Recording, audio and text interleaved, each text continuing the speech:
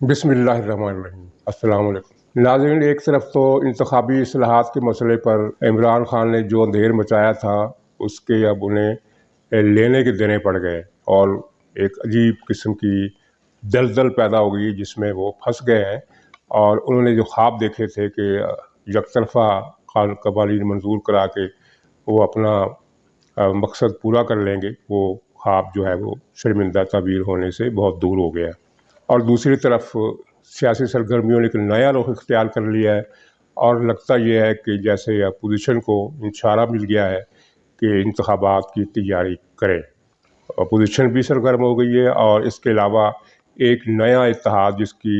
इतला मैंने कुछ हफ्ते पहले अपने एक व्लॉग में दी थी,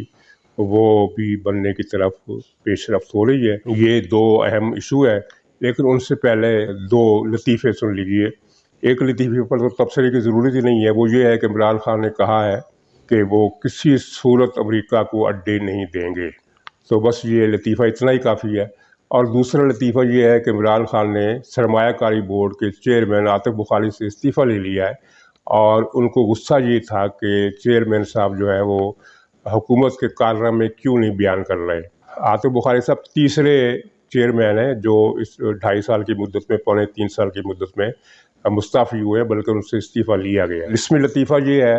कि वो चेयरमैन साहब हुकूमत की कारकर्दगी क्या बयान करें। परसों की खबर है कि पाकिस्तान में बराह रास्त गैर मुल्की सरमायाकारी में 28% की कमी हो गई है। यानी जब ऊपर इमरान खान जैसा आदमी बैठा होगा जो सरमायाकारी के रस्ते रोक रहा हो, सनतकारी के रस्ते रोक रहा हो, तो नीचे सरमायाकारी बोर्ड का चेयरमैन क्या करेगा। और इस लतीफ़े के अंदर से जो दूसरा लतीफ़ा निकल रहा है वो ये है कि इनकी जगह अब शहजाद गुल को इन्वेस्टमेंट बोर्ड का सरबरा लगाया जाएगा, इस तरह की खबरें आ रही हैं। शहजाद गुल साहब की शख्सियत किसी तारफ़ की मोहताज नहीं है। उन्होंने जिस इदारे में भी मुलाजमत की वहाँ कोई ना कोई बड़ी अखलाकी या मालियाती वारदात की और उसके बाद फिर उन्हें वहाँ से भागना पड़ा। तो सरमायाकारी बोर्ड का जो हशर होगा वो आप अंदाज़ा लगा सकते हैं। और ये भी कहा जा सकता है बेचारे सबकदोश फारग होने वाले, मुस्ताफ़ी होने वाले चेयरमैन पर तो गुस्सा ऐसे ही निकाला गया। असल मकसद शहजाद गुल को नवाजना था। शहजाद गुल साहब जो है वो अब इसमें उनकी जो काबिलियत है सरमायाकारी के हवाले से क्या चीज़ क्या हो सकती है, ये लतीफ़ा जो है ये भी अपने अंदर गूनागू किस्म की मुस्कुराहटें लिए हुए है। तो नाज़रीन, ये इलेक्शन कमीशन का मसला जो है वो ये है कि उसने हुकूमत को ख़त लिख दिया है कि ये जो आपकी कानून साज़ी है, एकतरफ़ा कानून साज़ी जो आपने बुलडोज़ करके की है, इसमें बहुत सारी शिकें आइन के ख़िलाफ़ है। और आइन से मुसादम चीज़ें जो होती हैं वो दो किस्म की होती हैं। एक तो वो ये है कि आइन में तरमीम कर दी जाए बशर्ते कि वो आइन की रूह के ख़िलाफ़ ना जाए, और दूसरा ये है कि जो आइन की रूह के ख़िलाफ़ जाए वो तरमीम हो भी नहीं सकती।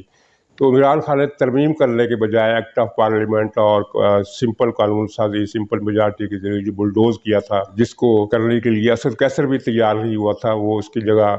वो बेज़मीरी के शहनशाह डिप्टी चेयरमैन कासिम सूरी साहब जो जाली वोटों की बुनियाद पर डिप्टी स्पीकर की सीट पर बैठे हुए हैं, उनकी खिदमत हासिल की गई और उनकी मदद से ये कवानीन जो है बुलडोज़ करके पास कराए गए। कवानीन की तफसील में मैं जाने की ज़रूरत महसूस इसलिए नहीं करता कि आपको बहुत कुछ इस बारे में पढ़ चुके हैं, सुन भी चुके हैं,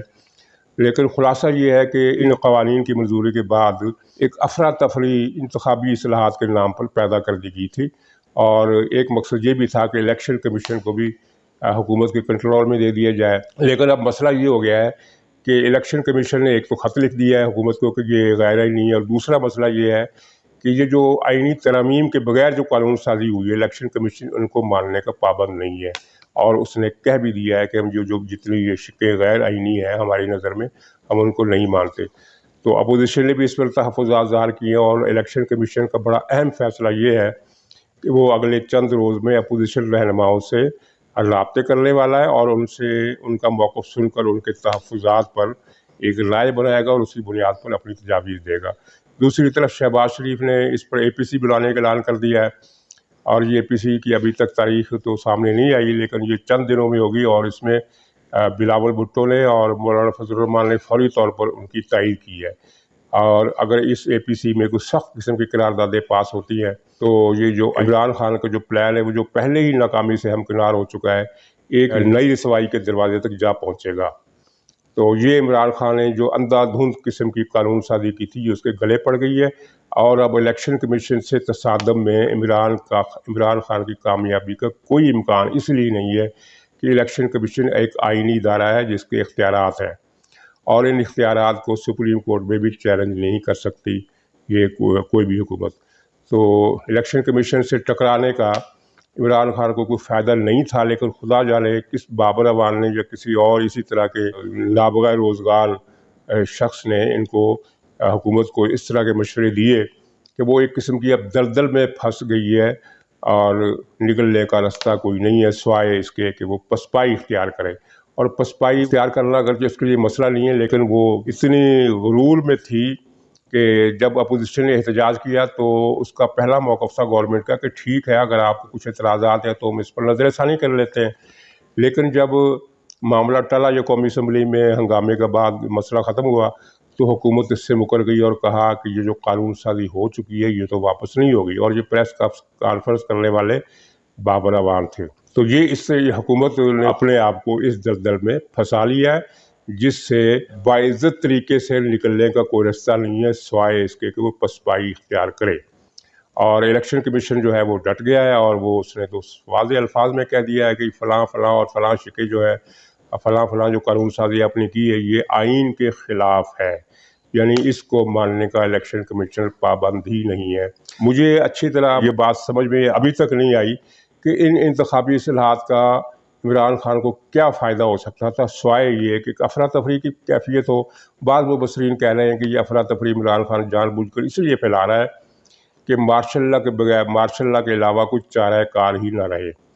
ناظرین، یہاں ایک سوال پیدا ہوتا ہے کہ اگر عمران خان کو اب انتخابات میں 1% بھی کامیابی کا یقین ہوتا تو وہ اس طرح کی افراتفری کیوں پیدا کرتا؟ اور یہیں سے پھر بات کے ہم دوسرے حصے کا آغاز کرتے ہیں کہ بعض مبصر یہ سمجھ رہے ہیں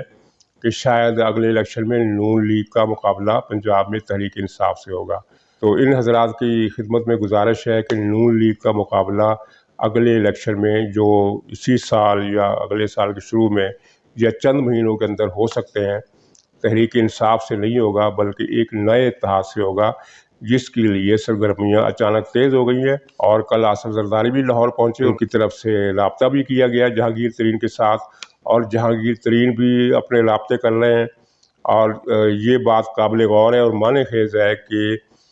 جہانگیر ترین کو NRO مل گیا ہے، ان کی تمام شکوے شکایات دور ہو گئی ہیں اور معاملات ختم ہو گئے ہیں، یعنی FIA ان کے خلاف جو کیس انیشیٹ کر رہا تھا وہ ختم ہو گئے، اور اب جہانگیر ترین کو گرفتاری کا یا کسی بھی قسم کے ایکشن کا، کسی بھی قسم کی کارروائی کا کوئی اندیشہ نہیں رہا۔ اس کے باوجود جہانگیر ترین نے اپنے گروپ کو ختم کرنے سے انکار کر دیا ہے، اور اپنے ملنے والوں کو، اور جن میں لاہور کے بہت سینئر صحافی بھی شامل ہیں، یہ صاف بتا دیا کہ میرا گروپ قائم رہے گا۔ تو یہ معنی خیز بات ہے، اور اس معنی خیز بات کے پیچھے یہ کہانی ہے کہ یہ جو اگلے الیکشن کے لیے جو تیاری اسٹیبلشمنٹ کی طرف سے کی جا رہی ہے اس میں ایک نیا اتحاد بنے گا، اور اس نئے اتحاد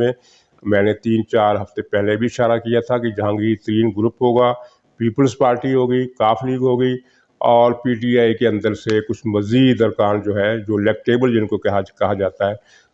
وہ اس اتحاد میں شامل ہوں گے، اور اگلے الیکشن میں یہ اتحاد پنجاب میں مسلم لیگ نون کا راستہ روکے گا یا راستہ روکنے کی کوشش کرے گا اور اس کا مقابلہ کرے گا۔ پیپلز پارٹی کو جنوبی پنجاب میں اپنے طور پر کوئی قدم جمانے کا موقع نہیں مل رہا، لیکن وہ جہانگیر ترین گروپ کے ساتھ اتحاد کر کے یہ سمجھ رہی ہے، اور ہو سکتا ہے اس کے سمجھنے میں وزن ہو کہ جنوبی پنجاب میں اسے فوٹنگ مل سکتی ہے۔ بہرحال قصہ مختصر یہ ہے کہ پنجاب میں جو اگلا الیکشن ہوگا وہ مسلم لیگ نون اور نئے اتحاد کے درمیان ہوگا، اور PTI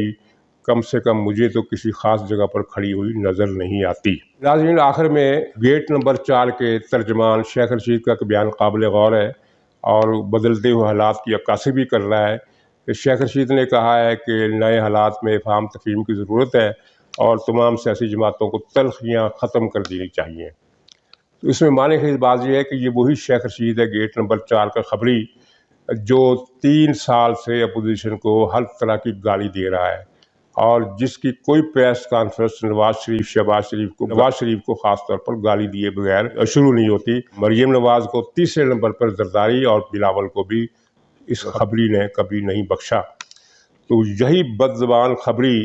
جو 3 سال سے گالیاں دے رہا ہے، اب یہ کہہ رہا ہے کہ تلخیاں ختم ہونے کی ضرورت ہے، تو اس میں جو واضح اشارے ہیں وہ آپ بھی سمجھ سکتے ہیں کہ حالات بھی بدل گئے ہیں اور موڈ بھی بدل گیا ہے اور موسم بھی بدل رہا ہے۔ ناظرین، اسی پر خدا حافظ۔